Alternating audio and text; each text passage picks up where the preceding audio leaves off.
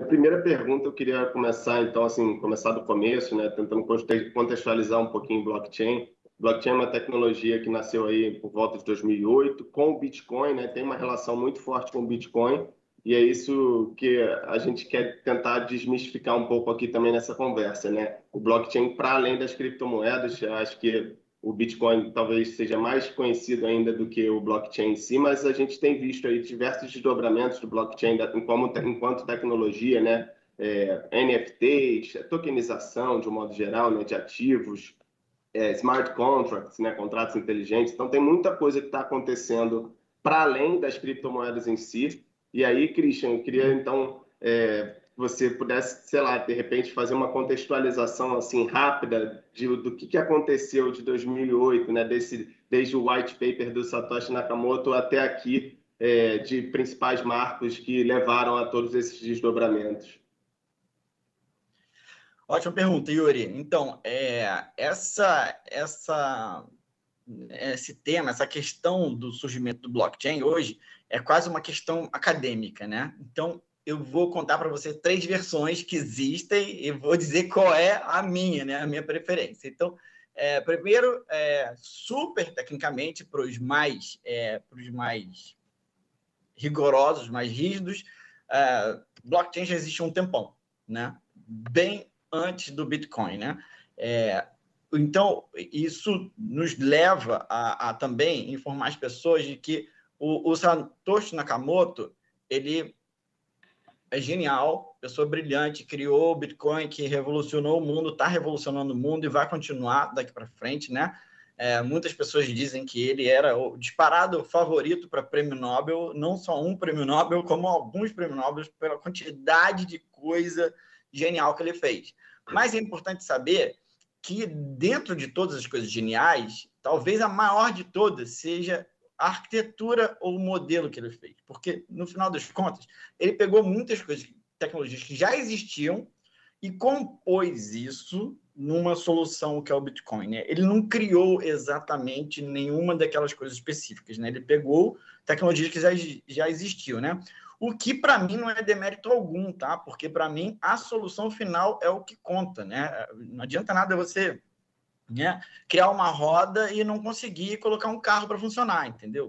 O carro é que, no final das contas, faz o translado, né? A roda é uma parte do carro. Então, é mais ou menos o que ele fez. Ele conseguiu juntar o quebra-cabeça ali de forma que a solução ficou em pé pela primeira vez e aí isso se denominou Bitcoin, né? Então, a primeira versão é de que a tecnologia, a rigor, já existe há muito tempo. A segunda é que, na hora que ele colocou o Bitcoin em pé, ele mostrou para o mundo, dentro do Bitcoin, existia essa tecnologia do blockchain. Então, aí que ela ganhou um valor expressivo, né?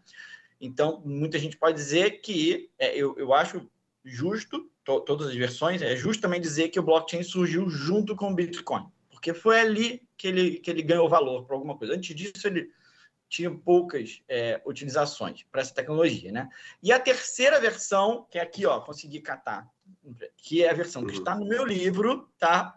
Que é a que eu mais gosto, porque é mais ou menos o que eu descrevi. Eu descrevi a minha experiência. Então, para o usuário comum, vou me colocar aqui no lugar do usuário comum, né? Difícil essa comparação, mas já estou há muito tempo e tenho muita base de tecnologia. Ainda assim, na época que eu entrei, né, que era mais ou menos 2012, assim, tipo, era muito cedo, né? Aqui no Brasil, então, era quase ninguém que estava falando sobre isso.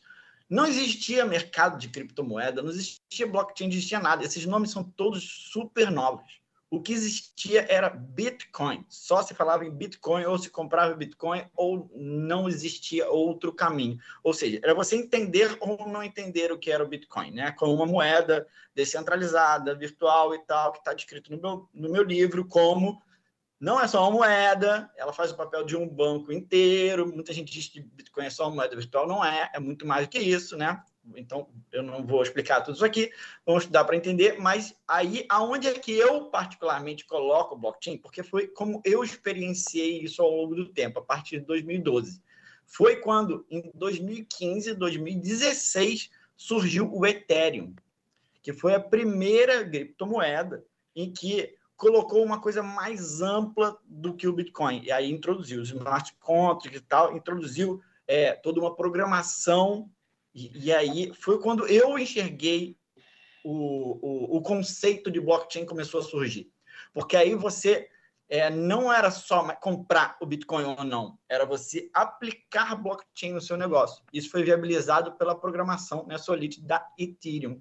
Isso em 2015 surgiu, mas 2015 ninguém nem sabia o que era direito. Em 2016 o negócio começou a tomar corpo. Então, mais ou menos 2016 foi quando o blockchain começou a cair como um conceito próprio, livre do Bitcoin, né? Não é à toa, historicamente, eu conto assim, né? Tá aqui no meu livro, é Bitcoin, depois blockchain e depois muito dinheiro, que é o que a gente está vendo agora, né? Essas coisas crescendo maior do que os bancos existentes, né? Então, para mim, a contextualização histórica é essa. Então, veio o Bitcoin, que ele, teoricamente, fazia algo similar ao banco, né? Ele incomoda até hoje, né? Os bancos ou o setor financeiro.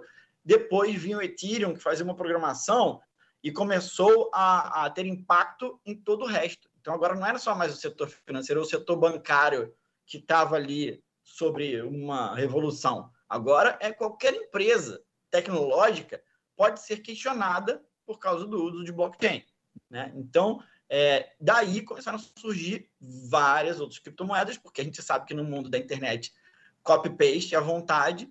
Então, hoje, basicamente, qual é a minha visão?